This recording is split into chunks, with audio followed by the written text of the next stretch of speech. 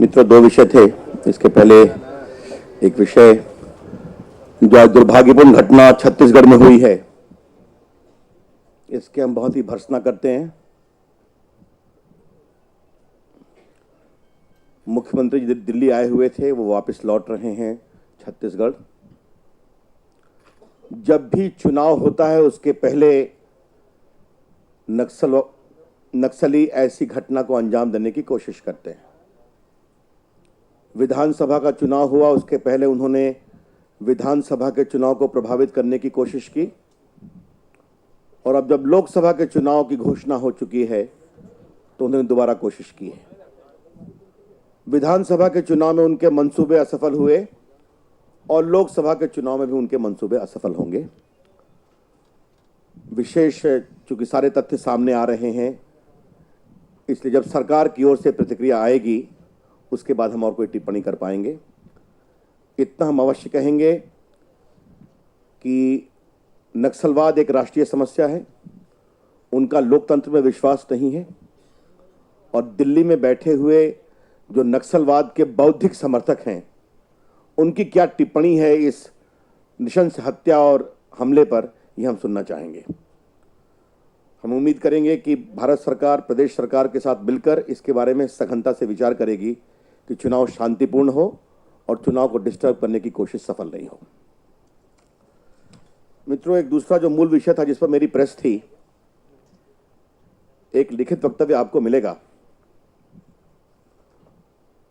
2014 के चुनाव 2014 की चुनौतियों पर हो रहे हैं। पिछले 10 वर्षों में मनमोहन सिंह, सोनिया गांधी और राहुल गांधी की जो सरकार चली है, उसमें जो भ्रष्टाचार हुआ है, जो महंगाई हुई है, जो बेरोजगारी बढ़ी है, देश की असुरक्षा का भाव बढ़ा है, और पूरे भारत में भारत की छवि भारत ही नहीं दुनिया में कलंकित हुई है, उसके बारे में सवाल उठ रहे हैं।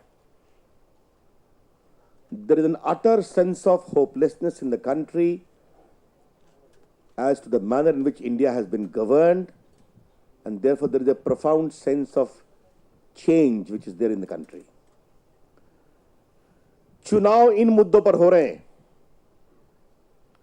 और कांग्रेस पार्टी से, सोनिया गांधी से, मनमोहन सिंह से, राहुल गांधी से सवाल इन मुद्दों पर पूछे जा रहे हैं। इनका कोई जवाब नहीं है राहुल गांधी के पास,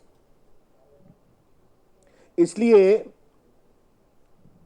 जानबूझकर इश्यू को डाइवर्ट करने की कोशिश की जा रही है, वो भी गलत तथ्यों के आधार पर। आरएसएस के बारे में हमले होते हैं, ये तो 70 के दशक का घिसा पिटा रिकॉर्ड था जो कब का फेल कर गया। अब राहुल गांधी के स्पीच लिखने वाले इतना भी होमवर्क नहीं करते कि 60 और 70 के दशक का घिसा पिटा रिकॉर्ड 2014 में नहीं चलेगा। मतलब they have nothing better to offer. ये इनकी दयनीय अवस्था है। क्योंकि राहुल गांधी ने गांधी जी के दुर्भाग्यपूर्ण हत्या के बारे में, संघ के बारे में कहा था, बाकी उनके खिलाफ शिकायत भी की गई है। लेकिन आज मैं गांधी जी के जो ग्रैंडसन हैं, श्री राजमोहन गांधी, उन्होंने सरदार पटेल की जीवनी लिखी है। इसकी फोटोकॉपी मैं आपको दूंगा, मेरे स्टेटमेंट में भी कोटेड है। इसके पेज 472 को मैं आपके सामने पढ़ रहा हूं। Page 472 of this book, written by Rajmohan Gandhi, grandson of Mahatma Gandhi. Sardar Patel की चिट्ठी 27 फरवरी 1948 की कोटेड है और मैं वो पढ़ रहा हूं, जिसकी कॉपी आपको देंगे, इसकी फोटोकॉपी और मेरे स्टेटमेंट का भी पार्ट है। Patel to Nehru, 27 of February 1948. I have kept myself almost in daily touch with the progress of the investigation regarding Bapu's assassination case. I devote a large part of my evening to discussing with Sanjeev, head of intelligence and IG of Police Delhi, the day's progress and giving instruction to him on any points that arise. All the accused have given long and detailed statements. It emerges clearly from these statements that RSS was not involved in it at all. It was a fanatical wing of the Hindu Mahasabha that hatched the conspiracy and saw it through. ये राजमोहन गांधी ने सरदार पटेल की नेहरू जी को चिट्ठी का जिक्र किया है 1948 में, जो रोज पूरे इन्वेस्टिगेशन को मॉनिटर करते थे, और बाद में एक जजमेंट आया, आपको मालूम है, अपील में कंफर्म हुआ, और justice Kapoor commission supreme court के रिटायर्ड जज थे, 1969 में उन्होंने उसको अलग से भी कंफर्म किया। यानी 30 जनवरी 1948 को उनकी हत्या होती है दुर्भाग्यपूर्ण, और 1969 में भी जब कपूर कमीशन बनता है तब भी कोई फ्रेश एविडेंस नहीं आया। अब राहुल गांधी तो होमवर्क करते नहीं, उनकी सीमाएं मैं समझता हूं, लेकिन उनके स्पीच लिखने वाले होमवर्क क्यों नहीं करते, ये मेरे लिए बहुत चिंता का विषय है। मित्रों, बेबुनियाद इतिहास पर तो वो आरोप लगा रहे हैं। आज गुजरात में है, मोदी जी से सवाल पूछा है कि सरदार पटेल के बारे में कितना जानते हैं आप। अच्छा लगा ये सवाल आ रहा है। इसका उत्तर हम ये देना चाहते हैं कि राहुल गांधी जी, सरदार पटेल को आप कितना जानते हैं।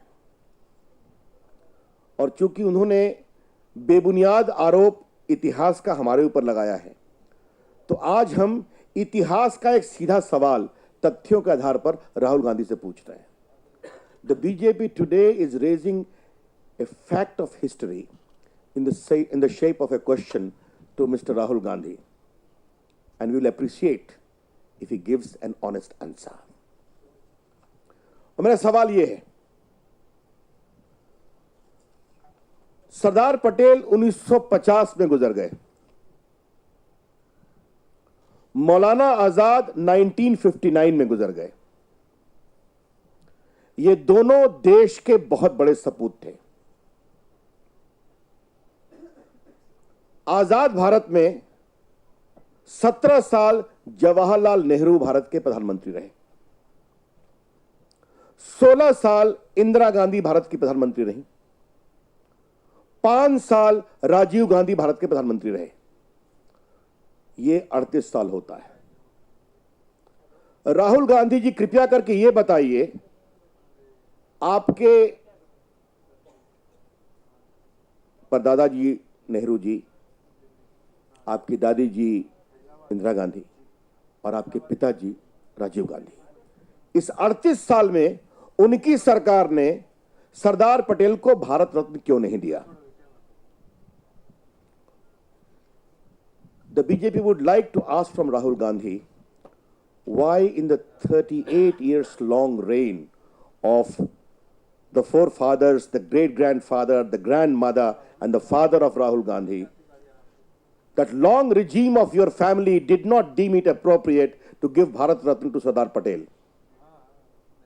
Why it was not even given to Maulana Azad, who died in 1959? और ऐसा क्या हुआ कि कांग्रेस परिवार के बाहर का एक व्यक्ति जब देश का प्रधानमंत्री बनते हैं, श्री नरसिंहा राव, तो उन्होंने 91 में सरदार पटेल को दिया और 92 में मौलाना आजाद को दिया। मेरे सामने पूरा चार्ट है साइड से, किसको किसको कब मिला है भारत रत्न। मैं कुछ नाम पढ़ना चाहता हूं। राजगोपालाचारी को मिला, सीवी रमन को मिला, राधा कृष्णन को मिला, भगवान दास को मिला, विश्वेश्वरैया को मिला, नेहरू जी को मिला, गोविंद वल्लभ पंत को मिला, बीसी रॉय को मिला, पुरुषोत्तम दास टंडन को मिला, राजेंद्र बाबू को मिला, जाकिर हुसैन को मिला, शास्त्री जी को मिला, इंदिरा गांधी को मिला, बीवी गिरी को मिला, कामराज को मिला। अच्छा मिला, हमें कोई आपत्ति नहीं है। लेकिन सरदार पटेल को 1991 में क्यों मिला और मौलाना आजाद को 1992 में क्यों मिला? Mr. Rahul Gandhi, please explain. Today you are owning up Sardar Patel as of the Congress. Did your family not consider Sardar Patel and Maulana Azad fit to be even given the Bharat Ratna? ये एक ऐतिहासिक सच्चाई है। झूठे आरोप तो इतिहास के आप बहुत लगाते हैं। इतिहास की इस सच्चाई का सामना करिए राहुल गांधी, और देश को इसका उत्तर दीजिए। हमारा यह आरोप है कि सरदार पटेल की जितनी बेइज्जती नेहरू खानदान ने करने की कोशिश की है वो की है। Every attempt has been made to sideline the legacy of Sardar Patel in the history of contemporary India. उनके ऊपर झूठा आरोप लगाना, उनको कम्युनल कहना, वामपंथियों के दबाव में सरदार पटेल के पूरी लीगेसी को अंडू करना। राहुल गांधी, मुझे आपसे एक और सवाल पूछना है।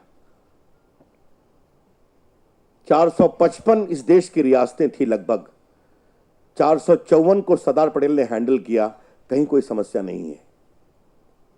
एक आपके परदादा जी नेहरू जी हैंडल किए, कश्मीर आज तक हम झेल रहे हैं। ये इतिहास की सच्चाइयां हैं। राहुल गांधी जी, इसका उत्तर दीजिए। देश आपका इससे उत्तर जानना चाहता है। और मैं कोई भी इतिहास के उत्तर राहुल गांधी से मांग रहा हूं तो जो उनके बड़े गुणी मंत्री बाएं दाएं बैठते हैं, जो उनकी बात में राग दरबारी गाने लगते हैं, ये सवाल उनके लिए भी है। कृपया करके बताइए, सरदार पटेल और मौलाना आज़ाद को आपने भारत रत्न के लायक क्यों नहीं उचित पाया? मैं नरसिंह राव का जिक्र इसलिए कर रहा हूं कि अजीब विडंबना है कि कांग्रेस वाले नरसिंह राव को भूल चुके हैं। वो कांग्रेस के हैं भी नहीं, उनका नाम कभी दिखाई भी नहीं पड़ता। लेकिन जो इतिहास की सच्चाई है, मुझे लगा कि मैं आपके सामने रख दूं। मित्रों,